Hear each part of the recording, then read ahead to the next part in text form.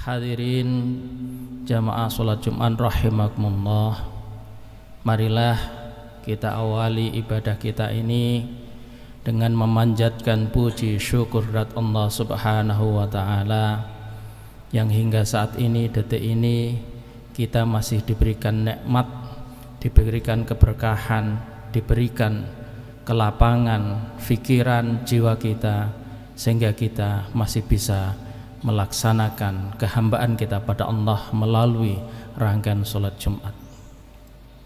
Sholat serta salam semoga masih tercurahkan pada junjungan kita Nabi Muhammad sallallahu alaihi wasallam, yang dari beliaulah kita diberikan ajaran-ajaran, peringatan-peringatan, contoh-contoh dalam rangka menjalankan syariat Allah, syariat yang terakhir bagi umat manusia. Hadirin rahmakumullah, saya selaku khatib pada kesempatan kali ini ingin berwasiat khususnya bagi diri saya sendiri dan umumnya bagi jamaah yang hadir pada sholat Jumat ini untuk selalu meningkatkan ketakwaan kita. Ketakwaan yang setiap saat akan selalu diuji. Apakah kita masih komitmen dengan ketakwaan kita, keimanan kita, keislaman kita? Yang banyak kadang hambatan-hambatan, godaan-godaan yang bisa melemahkan iman kita. Karena itulah marilah kita selalu saling berwasiat untuk selalu meningkatkan ketakwaan. Ketakwaan juga dalam arti bagaimana kita berusaha sekuat tenaga, semaksimal mungkin dalam rangka menjalankan semua perintah-perintah Allah dan menjauhi segala larangannya. Termasuk upaya dari meningkatkan ketakwaan kita adalah kita untuk merenungkan kembali apa yang menjadi warisan dari Nabi Muhammad, baik dalam bentuk Alkitab, Al-Quran, dan dalam bentuk sunnah-sunnah Nabi. Hadirin rahimakumullah, hari Jumat ini adalah tanggal 3 Dzulhijjah, yang seminggu lagi insyaallah kita akan melaksanakan Hari Raya Idul Kurban, Hari Raya Idul Adha, yang insyaallah sebagian besar atau banyak di antara kita yang berkelebihan harta melaksanakan ibadah dengan penyembelihan hewan kurban. Hadirin rahimakumullah, melalui mimbar ini saya ingin mengajak merenungkan kembali, dan ini dalam arti untuk saya maksudkan untuk memberikan kesempurnaan dalam pelaksanaan ibadah kurban kita. Dalam surat Al-Hajj ayat 36 dan ayat 37 Allah berfirman, A'udzu billahi minasyaitonir rajim. Bismillahirrahmanirrahim. Wal budna ja'alnaha lakum min sya'airillahi lakum fiha khair. Fadhkuru ismallaha 'alaiha shawaf fa idza wajabat junubuha fakulu minha wat'imul qani'a wal mu'tar kadzalika sakharnaha lakum la'allahum tashkurun. Ayat yang ke-36 ini memberikan peringatan bagi kita bahwa penyembelihan hewan kurban itu termasuk syiar agama Allah, dan di dalamnya itu juga terdapat kebaikan-kebaikan. Karena itulah pada saat menyembelihnya agar menyebutkan asma Allah. Dalam hal ini ayat ini menjelaskan penyembelihan hewan unta yang kemudian dilakukan secara berdiri. Setelah beroboh, maka makanlah sebagiannya, kemudian berikan sebagai makanan untuk orang-orang miskin yang merasa sudah cukup dengan rezekinya atau tidak meminta-minta, dan orang miskin yang memang meminta-minta. Begitulah kami telah menundukkan unta-unta itu bagi kalian agar kalian itu bersyukur.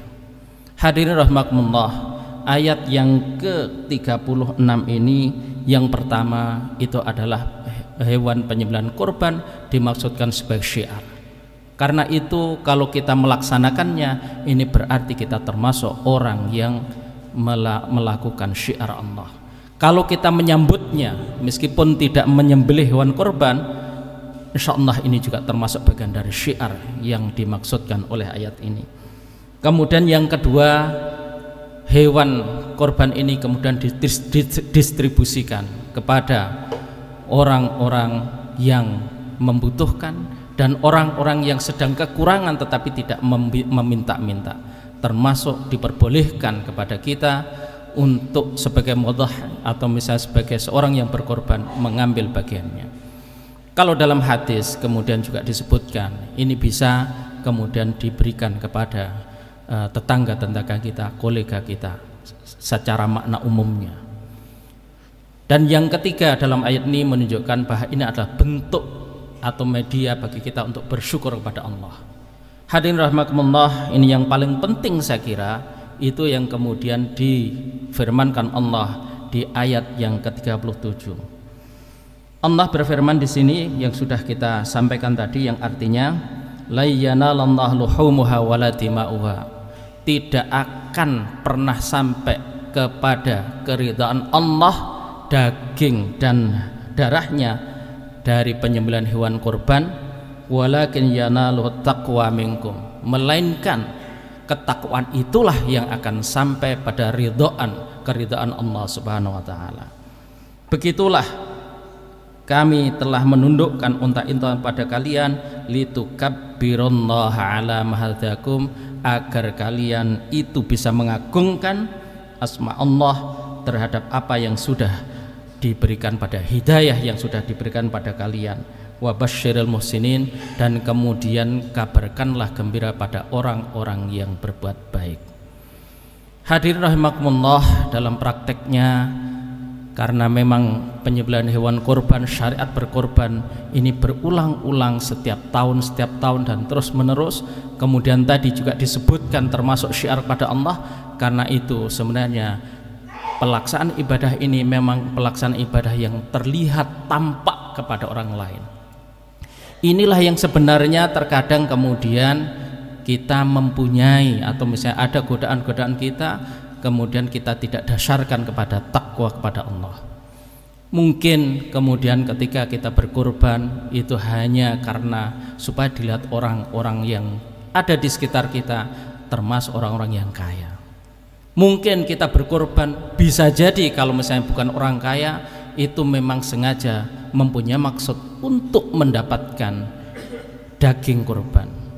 Nah, ini yang kemudian diingatkan oleh Allah bahwa sebenarnya ketakwaan itulah yang sebenarnya diterima oleh Allah.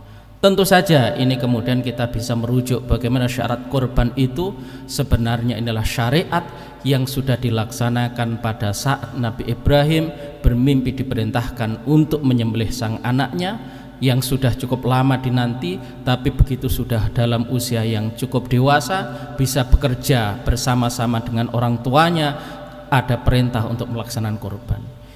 Ini sebenarnya itu adalah menunjukkan ujian bagi Nabi Ibrahim yang ini harus kita transformasikan dalam konteks kita ketika syariat kurban ini disyariatkan pada kita. Nabi Ibrahim tentu saja punya perasaan sebagai seorang manusia yang sudah sangat lama menanti kehadiran seorang anak. Begitu anak ini sudah hadir, kemudian sudah bisa diajak komunikasi, bisa diajak bekerja sama, tiba-tiba ada perintah yang berulang untuk menyembelihnya. Tapi karena Nabi Ibrahim seorang nabi yang kemudian juga sudah banyak ujian sejak mudanya, kemudian ada ujian-ujian yang cukup banyak, ini kemudian masih bisa menunjukkan komitmennya terhadap tauhid pada Allah. Karena ini benar-benar tauhid kepada Allah, maka Nabi Ibrahim pun itu melaksanakan perintah Allah untuk menyembelih anaknya. Sang anak pun ketika sudah mewarisi ajaran-ajaran yang diajarkan oleh Nabi Ibrahim, justru mengatakan dan memberikan dorongan pada Nabi Ibrahim untuk melakukannya, dan mengatakan, insya Allah engkau temukan diri saya termasuk orang-orang yang bersyukur. Dalam pengertian ini, dua-duanya mempunyai sikap ketakwaan yang sangat luar biasa. Karena itulah kemudian Allah langsung menggantinya dengan domba. Ini yang kemudian disyariatkan oleh Allah dalam konteks syariat kita Nabi Muhammad sallallahu alaihi wasallam. Karena itulah hadirin yang berbahagia, ayat ke-37 ini saya kira bisa menjadi renungan bagi kita untuk mencoba menata kembali niatan kita dalam berkorban. Jangan sekali-kali kemudian kita punya tujuan-tujuan yang lain selain pada Allah, ingin mendapatkan pujian orang lain, karena bisa jadi dalam syarat korban meskipun itu satu orang, bisa satu kambing, tetapi juga tidak dilarang ketika seseorang itu berkorban dengan satu sapi, satu kerbau, bahkan satu onta sekalipun, itu tidak larang meskipun bisa dibagi untuk 7 orang. Karena itulah hati-hati, jangan sampai kemudian kita salah niat. Karena itulah tadi sekali lagi mari kita tata kembali untuk niatan kita dalam berkorban hanya semata-mata karena Allah. Bagaimana cara mewujudkannya? Yang pertama, kalau kita sudah percayakan kepada panitia, misalnya di masjid-masjid atau misalnya di lembaga-lembaga, percayalah bahwa itu sebenarnya dilaksanakan dengan baik.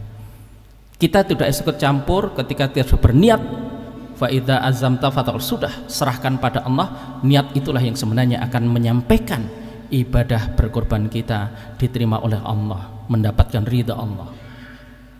Hadirin yang berbahagia, semoga merenungan kita ini bisa menjadikan bagi kita untuk menjadi lebih baik, menjadikan sempurnanya dalam pelaksanaan ibadah korban kita.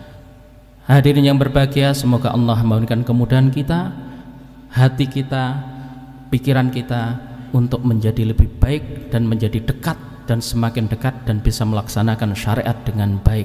Semoga Allah memberikan kekuatan bagi kita dan kemudahan bagi kita. Amin Allahumma amin.